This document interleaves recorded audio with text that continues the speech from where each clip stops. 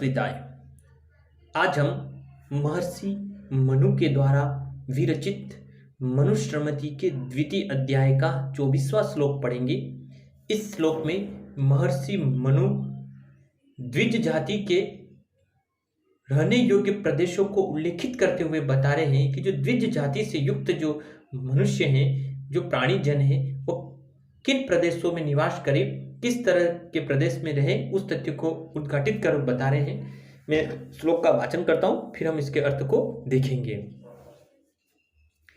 एतान द्विजातियो देशान संश्रयेन प्रयत्नतः शूद्रेषु यस्मिन् कस्मिन् वा निवसेद वृत्तिकृषितः।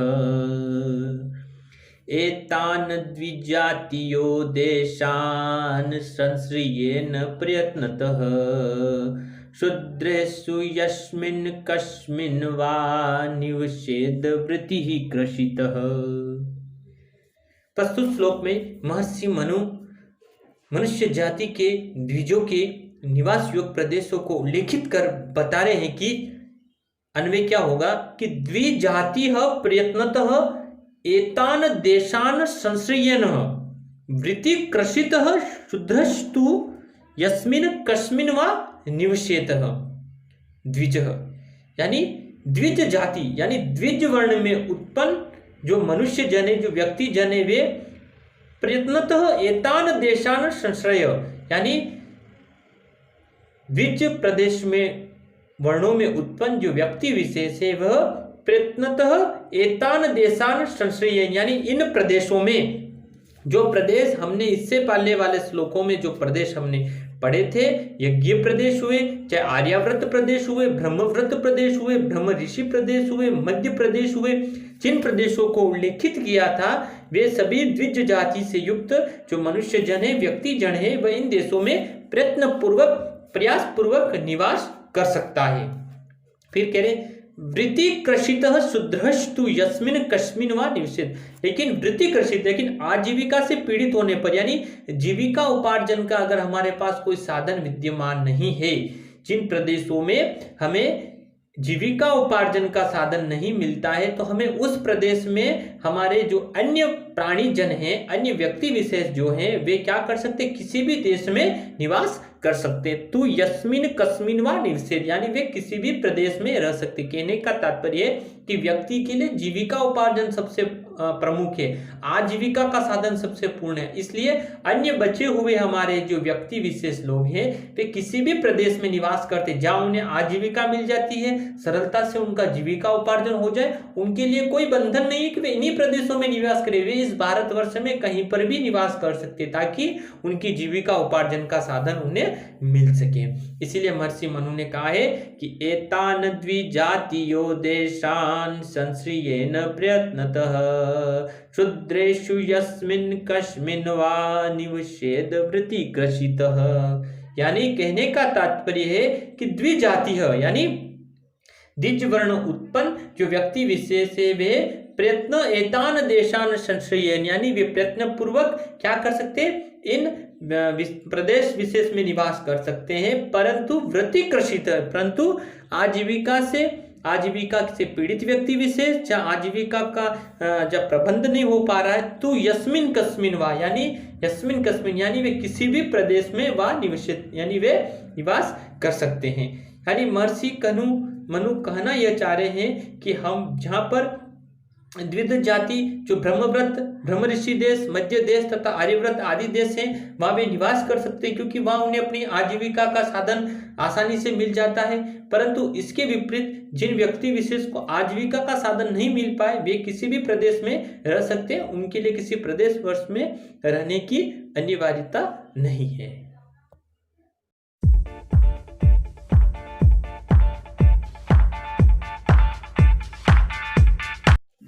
सर्वेभ्यः नमो नमः। आज हम महर्षि मनु के द्वारा विरचित मनुस्मृति के द्वितीय अध्याय का 25वां श्लोक पढ़ेंगे।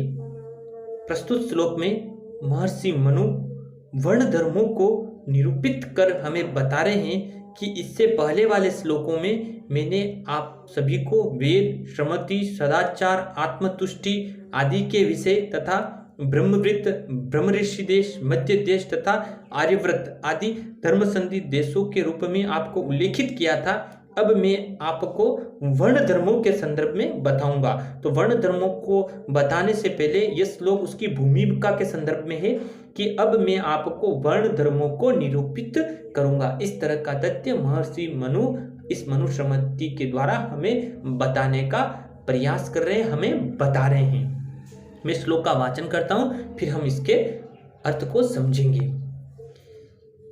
एषा धर्मस्य वो योनिः समासेन प्रकृतिता संभवश्चास्य सर्वस्य वर्णधर्मान् निबोधतः।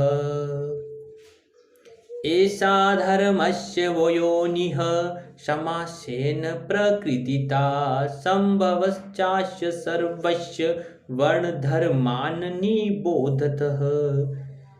प्रस्तुत प्रकृत श्लोक में महर्षि मनु वर्ण धर्मों को निरूपित कर हमें बता रहे हैं कि एषा धर्मस्य वो योनिः समासेन प्रकृतिता संभवश्चास्य सर्वस्य वर्णधर्मान् निबोधत।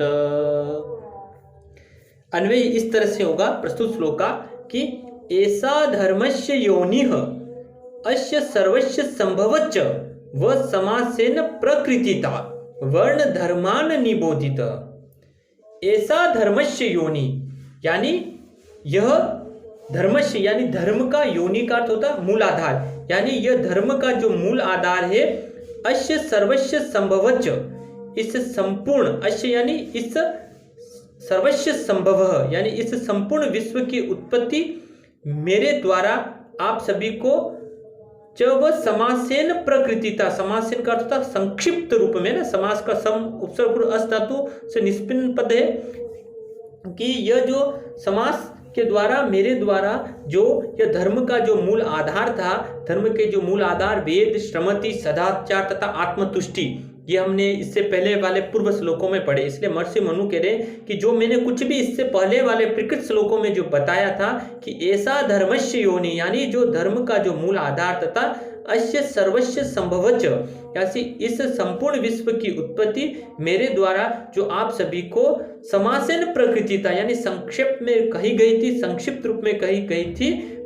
अब आप क्या करें कि वर्ण धर्मान निबोधत, अब आप मुझसे वर्ण धर्मों को सुने कि सभी वर्णों का जो धर्म क्या क्या है, वो किस तरह से उनको अपना आचरण करना चाहिए। उस संदर्भ में अब मैं आगे वाले श्लोकों में इस तथ्य को उजागर करूंगा। इस तथ्य को महर्षि मनु ने हमें इस श्लोक में बताने का प्रयास किया। क्या कह रहे हैं महर्षि मनु कि ऐसा धर्मस्य वो योनिः समासेन प्रकृतिता संभवश्चास्य सर्वस्य वर्ण धर्मान् निबोधत। यानी ऐसा धर्मस्य योनि यानी यह जो धर्म का मूल आधार तथा अस्य सर्वस्य संभवच्च यानी यह जो इस विश्व की जो उत्पत्ति जो मेरे द्वारा आप सभी को वह समासेन प्रकृतिता यानी मेरे द्वारा आप सभी को जो संक्षिप्त रूप में बताई गई थी वह सब मैंने आपको बता दिया है। यानी मेरे द्वारा मनु के कहने का तात्पर्य है कि हे ऋषियों, मैंने आप सभी जब महर्षि मनु अपने जो प्रिय शिष्य थे भृगु आदि जो ऋषि तथा अन्य जिज्ञासी मनु महर्षियों को बता रहे हैं कि हे ऋषियों, आप सभी ने जो शंका की थी, जो मेरे प्रश्नों का समाधान मैंने बता दिया, उसका उत्तर देकर मैंने आपको बता दिया कि धर्म का जो मूल आधार था वह है वेद, श्रमति, सदाचार तथा आत्मतुष्टि के रूप में मैंने आपको भली भांति समझा दिया।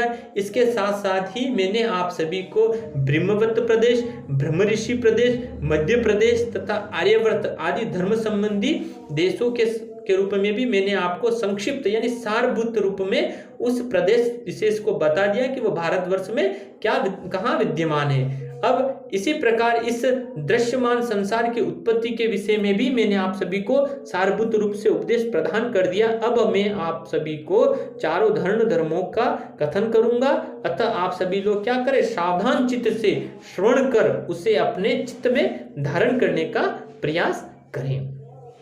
इस तरह से महर्षि मनु ने उक्त श्लोक में वर्ण धर्मों को उसकी भूमिका के रूप में इस श्लोक को हमें बताया है।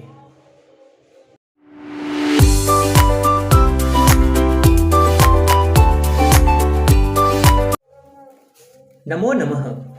आज हम महर्षि मनु के द्वारा विरचित मनुस्मृति के द्वितीय अध्याय का 26वां श्लोक पढ़ेंगे। प्रस्तुत श्लोक में महर्षि मनु वेद अनुकूल संस्कारों को करने से उसके फल के कथन को बता रहे हैं कि वेदों में उल्लेखित संस्कारों को करने के पश्चात उनसे किस प्रकार के फल हमें मिलते हैं। इस तथ्य को महर्षि मनु ने प्रस्तुत श्लोक में उद्घाटित करने का प्रयास किया है। मैं श्लोक का वाचन करता हूं, फिर हम इसके अर्थ को देखेंगे। वेदिके कर्म भी पुण्य निषेक आदिर्द्विजन्मनां कार्य शरीर संस्कार पावन प्रेत्य च। वेदिके कर्म भी पुण्य निषेक आदिर्द्विजन्मनां कार्य शरीर संस्कार पावन प्रेत्य च। प्रस्तुत श्लोक वेद अनुकूल संस्कारों के फलों के कथन की भूमिका के रूप में है, यानी वेद अनुकूल संस्कारों को करने के पश्चात हमारे किस तरह के फलों की प्राप्ति हम इससे होती है। इस तथ्य को महर्षि मनु ने इस श्लोक में बताने का प्रयास किया है। मैं श्लोक का अन्वय बताता हूं। अन्वय इस तरह से होगा। पुण्य वेदिके कर्म भी द्विजन्मनां निषेक आदि शरीर संस्कार कार्य इह च प्रेत्य च पावनः। क्या करे महर्षि मनु कि पुण्य वेदिके कर्म भी द्विजन्मनां निषेक आदि शरीर संस्कार कार्य इह च प्रेत्य च पावनः। यानी पुण्य पुण्य का अर्थ पवित्र, वेदिके यानी वेदिक, कर्मे भी यानी कर्म को, यानी पुण्य वेदिके कर्म भी यानी पवित्र वैदिक कर्मों के द्वारा द्विजन्मा नाम यानी जो द्विजातियों आदि है उनके निषेक आदि शरीर संस्कार कार्य। निषेक आदि का तात्पर्य उनके जो 16 संस्कार यानी द्विजातियों के गर्भाधान आदि उनको क्या करना चाहिए, शरीर संस्कार आदि संपन्न करने चाहिए। तो पुण्य भी वेदिके भी कर्म भी द्विजन्मा यानी पुण्य पवित्र वैदिक कर्मों के द्वारा, वैदिक के कर्म भी द्विजन्मानाम यानी वैदिक कर्मों के द्वारा द्विजातियों आदि के निषेक आदि शरीर संस्कार कार्य यानी उनके गर्भाधान आदि जो 16 संस्कारों के संदर्भ में बताया है। तो पहले संस्कारों के संदर्भ बता रहे हैं कि उनके आदि गर्भाधान आदि शरीर संस्कारों को उन वैदिक पवित्र वैदिक तथ्यों के अनुसार वैदिक कर्मों के द्वारा उनसे उनमें जो उल्लेखित है उसके अनुसार उनको संपादित करना चाहिए, क्योंकि उनको वैदिक यज्ञों को करने से वैदिक कर्मों के द्वारा उनके शरीर संस्कार आदि को करने से क्या होता है, इसको बता रहे हैं कि यह च प्रेत्य च पावनः यानी इससे मनुष्य यह च यानी इस लोक में यानी इस लोक में तथा प्रेत्य यानी मरने के पश्चात परलोक में भी क्या हो जाता है, पवित्रता को प्राप्त होता है। कहने का तात्पर्य है कि वैदिक ग्रंथों में उल्लेखित पवित्र वैदिक ग्रंथों में उल्लेखित कर्मों के द्वारा द्विजातियों को संस्कारों को संपादित करने से मनुष्य इस लोक में तथा परलोक में भी क्या हो जाता है, पवित्र हो जाता, पवित्रता को प्राप्त करता है। इसलिए महर्षि मनु कह रहे कि वेदिके कर्म भी पुण्य निषेक आदिर्द्विजन्मनां कार्य शरीर संस्कार पावन प्रेत्य च। पुण्य वेदिके कर्म भी यानी पुण्य पवित्र वैदिक कर्मों के द्वारा द्विजातियों के गर्भाधान आदि जो संस्कार है, निषेक आदि शरीर संस्कार कार्य है यानी उनके गर्भाधान आदि शरीर संस्कारों को संपादित करना चाहिए, क्योंकि इससे यह च प्रेत्य च पावन, क्योंकि इससे मनुष्य यह च यानी इस लोक में तथा प्रेत्य च यानी परलोक में भी क्या हो जाता है, पवित्र होता है। यानी महर्षि कहने का तात्पर्य यह है कि अत्यंत पवित्र इन वेद अनुकूल कर्म एवं वैदिक मंत्रों के द्वारा जो द्विज वर्णों के शास्त्रों में जो कथित उनके जो गर्भाधान आदि 16 संस्कार है उनको उनके अनुसार हमें संपादित करना चाहिए, क्योंकि इन संस्कारों को करने से व्यक्ति विशेष के पापों का क्षय होता है। पापों के नष्ट हो जाने से इन संस्कारों के प्रभाव से व्यक्ति इस लोक में तथा मृत्यु के पश्चात परलोक में भी क्या होता है, पवित्र बना रहता है। अतः पाप क्षयकारक तथा पावन करने वाले ये संस्कार हमें अवश्य ही करने योग्य हमें करने चाहिए।